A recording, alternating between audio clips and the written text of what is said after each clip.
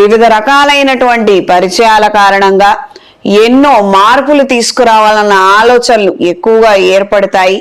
Social మీడియాలో ఉన్నవారు కావచ్చు, ఫోటోగ్రఫీ ఈ యొక్క విభాగాలలో పనులు చేస్తున్నవారు, బ్యాక్గ్రౌండ్లో ఉండి వ్యవహారాలు చేసేవారు, రైటింగ్ కంటెంట్ ఇచ్చేటువంటి వృత్తి, ఉద్యోగ, వ్యాపార సంస్థల్లో పనిచేసే వారికి కూడాను కాలం అనుకూలంగా ఉంటుంది. మీ యొక్క మంచి ప్రవర్తన తీరు విధానం వలన అనేక విధాలుగా కలిసి వస్తుంది. మంచి పేరుని, గుర్తింపుని పొందగలుగుతారు. ఏదైనా పక్కాగా చెయ్యాలి, ఈ వారం ఈ పని పూర్తి కావాలి అన్నవి ఏవైతే ఉన్నాయో కాస్తంత టైం ఎక్కువగా కేటాయించుకోండి. ఆ విధంగా మీకు ఉపయోగపడుతుంది. ఎట్టకేలకి పనులను మాత్రం పూర్తి చేయగలుగుతారు. కొంతమంది ఆరోగ్య విషయాలలో జాగ్రత్తలు అవసరం. వాతావరణ మార్పు వలన ఎక్కువగా ఇబ్బంది పడే అవకాశం ఉంటుంది. చర్మ సంబంధమైనటువంటి అనారోగ్యాలు, వేడి వలన వచ్చేటువంటి అనారోగ్యాలతో తొందరగా బాధపడే అవకాశం ఉంటుంది. అప్రమత్తంగా ఉండండి. ఈ రాశిలో జన్మించిన స్త్రీలకు వ్యాపార రీత్యా అనుకూలంగా ఉంటుంది. రాబోయే రోజుల్లో కొన్ని మార్పుల గురించి ఆయా దృష్ట్యా మీరు తీసుకునే నిర్ణయాలు కలిసి వస్తాయి.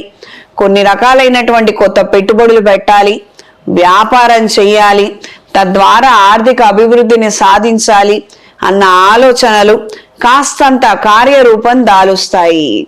కుటుంబ సభ్యుల్లో ఒకరికి ఉన్నటువంటి కార్యక్రమాల నిమిత్తం మీరు ఎక్కువగా శ్రమించడము, వాళ్ళకి మీ సహాయ సహకారాలను మీరు అందించడం అనేది జరుగుతుంది. ఆర్థికంగా ఆదుకోవాలన్న ఆలోచనలు మీకు లేకపోవడమే అది మీకు మేలు కలిగించే అంశం. గొడవలు అవుతాయి, ఇస్తే నాకు ఇబ్బంది అవ్వచ్చు, కానీ నేను కొంతకాలం చదువుకుంటాను, ఇబ్బంది ఏం లేదు, కాకపోతే ఇబ్బంది రాకుండా ఉంటుందని మీరు మధ్యవర్తిగా ఉండండి అని వాళ్ళకి విషయం అంతా ముందే చెప్పి ఆ విధమైనటువంటి నిర్ణయం చెయ్యండి. తద్వారా బాగుంటుంది. అది ఇంకో విధంగా మారకుండా ఉంటుంది. ఈ రాశిలో జన్మించిన వారికి ఈ వారం కలిసి వచ్చే రంగు ఎరుపు, కలిసొచ్చే దిక్కు పడమర, కలిసొచ్చే సంఖ్య 3. ప్రతిరోజు గురు స్తోత్రాన్ని పఠించండి.